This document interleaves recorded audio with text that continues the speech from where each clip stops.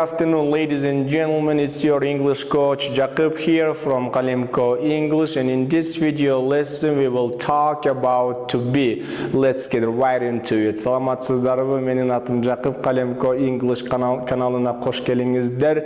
Bugünkü sabakta biz sizler menen to be angliz tilindegi etiş jönündө söz kılmakçыбыз. Gelgili anda baştaylı.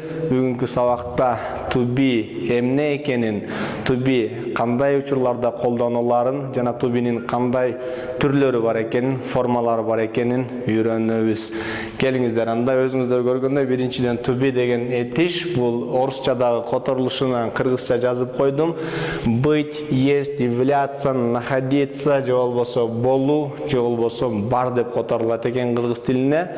Өзүңүздөр көргөндөй мына to be ушул жерде жазылып турат. Эми to be'nin формалары, учурчактагы формалары am, is, are. Асыл ушул am, is, are кайсы учурда жана кандай ата тоштор менен, так тоштор менен колдонуларын сиздер менен азыр бул жакта доскада көрөбүз. Келгиле анда биз to be'ни качан колдонулабыз, азыр баштайлы.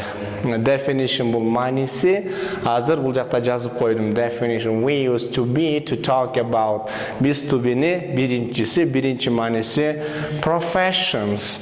Biz to be'ni bir adamlardın kesibin сүрөттөгөндө, профессиясын сүрөттөгөндө колдонот экенбиз. We use to be when we talk about people's profession, when we describe people's profession. Көрдүңөрбү, профессиясын сүрөттөгөндө колдонот экенбиз. Мисалы, I am an English coach. Мен англис тили мугалимимин. Мына биздин to be, I ата точунан кийин турат. I am an English coach. Ушул сүйлөмдө биздин to be мына I'дан кийин am. Кийинкиге өтөбүз. We used to be when we introduce ourselves, when we introduce people. Biz to be'ni өзүбүздү тааныштырганда, же адамдарды тааныштырганда колдонот экенбиз. Мисалы, he is Hasan, I am Jacob. Көрдүңүздөр, to be'нин is формасы турат. He'ден кийин he is Hasan. Бул жакта he Hasan или I Jacob деп койгон болсок, болбой калат экен. Сөзсүз түрдө бирөөнүн тааныштырганда, бирөөнү же өзүбүздү тааныштырганда to be бизге керек экен. He is Hasan, I am Jacob, you're a teacher. Siz mugallimsiz misal үчүн. Кийинкиге өттүк. We use to be to talk about age. Biz to be'ni өзүбүздүн жаш курагыбызды сүрөттөгөндө колдонулат экенбиз, же башкалардын жаш курагын сүрөттөгөндө колдонсок болот экен. Мисалы, she is 27, I am 29, how old are you? I am 35, мен 35-темин. Сиз канчадасыз? Мен 27-демин. Ал 29-та. Көрдүңүздөрбү? She is 27, ал 27-де деп бир кыздын жашын сүрөттөдүк. Бул жакта to be'нин is формасы she'ден кийин келип турат. Андан кийинки өтөбүз. We used to be to talk about, to describe things. Бир нерселерди сүрөттөгөндө колдонсок болот экен to be'ни. Мисалы, it is a board. Бул көрдүңүздөр доска. Же болбосо it's a piece of chalk. Бул болсо board. Же болбосо it is a cell phone. Көрдүңүздөр, бул телефон. Биз to be'ни бир нерселерди сүрөттөгөндө колдонот экенбиз. Кийинкисине өтөлү келиңиздер. We used to be to describe people, animals and things. Биз to be'ни адамдарды, жаныбарларды, жана предметтерди, оокаттарды, нерселерди сүрөттөгөндө колдонот экенбиз. Келгиле анда өзүбүз жазган примерди карайлы. Мисалы, кеттик анда. Teenagers are clever. Өспүрүмдөр акылдуу. Our teenagers, our students are clever. Биздин өспүрүмдөр, биздин окуучулар акылдуу. Биз азыр окуучуларды сүрөттөдүк жана to be'нин формасы аны teenagers'тен кийин колдондук. Эми караңыздар. Elephants are strong. Пилдер күчтүү. Мына биз бул жакта мисалы азыр жаныбарды, пилди сүрөттөдүк. Ошондой эле нерселерди сүрөттөгөнгө to be керек ekan. Anda keyingi ödöbüz we used to be when we talk about our likes and dislikes. I mean when we talk about the things we like and talk about the things we do not like. Biz özübüzгө жаккан, жакпаган нерселерди айткыбыз келсе to be'ni колдонобуз. Мисалы, my favorite fighter is Fedor Emelianenko. Менин жакшы көргөн боецим, мушкерим Федор Емельяненко. Мисалы, көрдүңүздөрбү? Биз Федорду сүрөттөп атканда, мисалы, мага Федор жагат боец катары дегенде, ошол жерде to be бар экен. Көрдүңөр, fighter дегенден кийин, мушкер дегенден кийин сөз түрүдө не турат? To be турат. Же болбосо my favorite car is BMW. Менин жакшы көргөн машинам BMW. Көрдүңүздөрбү? Мен өзүмө жаккан нерсени, эми жакпаган нерсени сүрөттөгөндө дагы биз ошол to be'ни колдонсок болот экен. Кийинки өтөлү time. We used to be when we talk about time. Biz to be'ni вакыт жөнүндө сөз кылганда же вакыт айтканда колдонобуз. Мисалы, it is 3 p.m. It is 4 p.m. It is 5 p.m. It is 10:30. Көрдүңүздөрбү? 3 болду түштөн кийинки, 4 болду, 5:30. Биз саатты сүрөттөгөндө, саатты айтканда to be'ни колдонот экенбиз. Эң келиңиздер акыркы definition, бул негизинен акыркы эмес, мындан дагы бир 2-3 варианттары бар, to be'ни колдонгон жери бар. Бүгүнкү сабакта биз болгону ушу 8 жөнүндө сөз кылып турабыз. 8-инчиси weather, бул погода, аба ырайы. We used to be when we talk about weather. We used to be when we describe weather. Биз to be'ni аба ырайын сүрөттөгөндө колдонобуз. Мисалы, it is warm today. It is cold today. It's freezing today.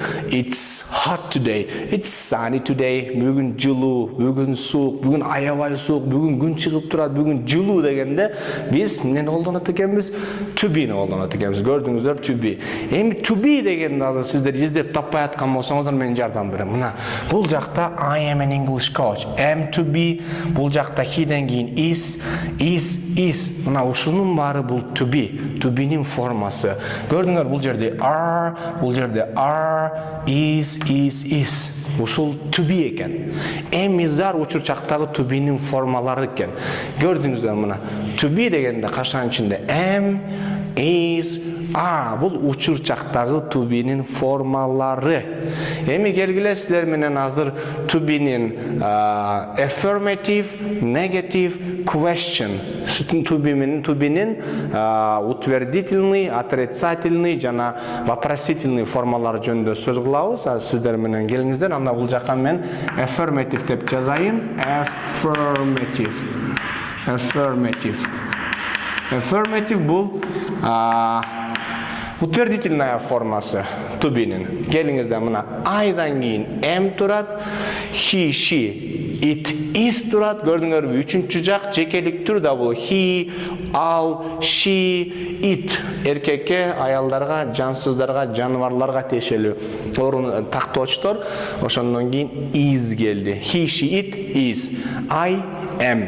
Эми көптүк түрдөгү мен, биз, силер, алар, we, you, they дегенден кийин көрдүңүздөр, оп-оңой бул жакта to be'нин a деген формасы. Значит, кайталайм. We, you, theyден кийин are келеткен, he, she, itден кийин is келеткен, I'дан кийин мен өзүмдөн кийин мен дегенден кийин не келеткен am. Биздин мурунку сабагыбызда, мындан алдыңкы сабагыбызда биз ошо тактооштор жөнүндө сөз кылганбыз. Ошолордун жөндөлүшү жөнүндө сөз кылганбыз. Ошондо үйрөнгөнбүз I деген эмне, he, she, it деген эмне, we, you, they деген эмне. Ушул сөздөрдөн кийин сөзсүз түрдө to be келет экен. Келгиле анда negative деген бул отрицательная формасы. I'дан кийин am турат дагы эле, бирок бизге жардамга not деген бөлүкчө келди. Частица келди. Көрдүңүздөр? Not. Мына бул жактан not. Ошол I am не болуп калды? I am not болуп калды. He, she, it is не болуп калды? He, she, it is not болду. We, you, they are не болду? We, you, they are not болду. Андан кийин көрдүңүздөрбү? Question деген нерсе бул вопросительная формасы. Эми биз суроо бергенде да үйлөнүшүбүз керек, бирок шашпайлы, суроо бергенге чейин негатив менен позитивди кайталайлы. Келгиле анда. I am, he, she, it is, we, you, they are. Сүйлөм түзөбүз устна.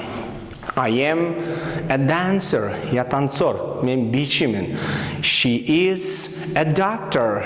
Она врач. Или ал айым, же болбосо ал кыз врач болуп иштейт. Эми итке түзөлү. It is a dog. It is a cat. It is a ball. Биз сүрөттөрдү, жаныбарлар сүрөттөгөндө итти колдонобуз. Көрдүңүздөрбү? Иттен кийин is'ди койдук. Эми we are the champions. Биз чемпиондорбуз, мисалы үчүн. You are students. Силер студенттерсиңер. Алар болсо водительдер, айдоочулар болсо they are drivers. Көрдүңөрбү? We use зейден кийин деген форма келди. Эми негативде сразу ушул эмден кийин not, isден кийин not, зейден кийин адан кийин not. I am not, he is not, she is not, we are not, you are not, they are not. Түшүнүктүү болду деп ойлойм. Эми келиңиздер question form. Let's talk about the question form of to be. To be'нин суроолуу түрү жөнүндө сөз кылалы. Көрдүңүздөрбү? Уже негатив менен позитивди айдан кийин келип атса, суроолууда башына келип калды сүйлөмдүн. Am I? Is болсо негатив менен позитивди, affirmative'ди булардан кийин келип атса, азыр аларга чейин сүйлөмдүн башына койдук. Is, he, is, she, is, it. Көрдүңөрбү? Сүйлөмдүн башына келди. Суроолуу болгон үчүн. Ал эми көптүктүрүү үчүн бул жакта аны жаздык. А болсо are we, are you, are they деген морек местоимениялардын алдында туруп калды. Көрдүңөрбү? Мисалы мен мугалимминби деп суроо бериш үчүн эмди сүйлөмдүн башына коебуз. Am I a teacher? Am I an English coach? Мен англис тили мугалимминби деп өзүмө суроо бердим. Сен мугалимсиңби? Are you an English coach? Сен англис тили мугалимсиңби? Сен окуучусуңбу? Are you a student? Көрдүңүздөрбү? Эми сенин апаң, сенин атаң, сенин байкең банкта иштейби же банкирби деш үчүн is your mother, is your father, is your brother a banker? Көрдүңөрбү? Банкирби деп сурат. Жобо сенин байкең спортсменби же сенин байкең врачпы десек is your brother a doctor, is your brother a sports person? Спортсменби? Мисалы, көрдүңөрбү? Суроолуу сүйлөмдө to be уже сүйлөмдүн башына келди. Келгиле кыска түрүн карайлы. I am дики уже апостроф келет экен, айдан кийин. I местоимениясынан кийин эмди эле коюп койдук. Бул эми мындай кыска формасы биз сүйлөшкөндө көбүрөөк колдонулат, разговорная речьте көбүрөөк колдонулат экен. Мисалы, I am, he, she, it болсо his, she's, its болуп калды. His, she's, its. Көрдүңөрбү? He is, не болду? His. She is, she's. It is, its болуп калды. Эми бул жакта we are, you are, they are не болуп калды? We are, you are, they are болуп калды. Көрдүңүздөрбү? Эми бул жакта бир сүйлөм жазып коюн. I am an English coach. Мен англис тили мугалиммин, мисалы үчүн. Келиңиздер, he, she, it is a student. Ал бала, ал кыз окуучу. He is a student. She is a student. Мисалы үчүн. Эми көптүктүр we, you, theyден кийин to be'нин кайсы формасы келди? To be'нин a формасы. We are doctors. You are doctors. They are doctors. Биз врачтарбыз. Силер врачтарсыңар. Алар врачтар. Көрдүңүздөрбү? To be айланабызда жана бардык жерде экен. Көрдүңүздөр бул жакта профессияны сүрөттөгөндө, өзүбүздү тааныштырганда, возрастты сүрөттөгөндө, бир нерселерди сүрөттөгөндө, адамдарды, жаныбарларды, дагы бир нерселер сүрөттөгөндө, өзүбүзгө жаккан, жакпаган нерселерди айтканда, убакытты, погоданы айтканда биз сиздер менен to be'ни колдонулат экенбиз. Эгерде бүгүнкү сабак сиздерге жаккан болсо, бизге лайк коюңуздар жана биз менен англис тилин жеңил үйрөнүңүздөр. If you like our video lesson, please give it a thumbs up and subscribe to our channel. You can find us on YouTube at BE Education. Until next time. Hi, my name is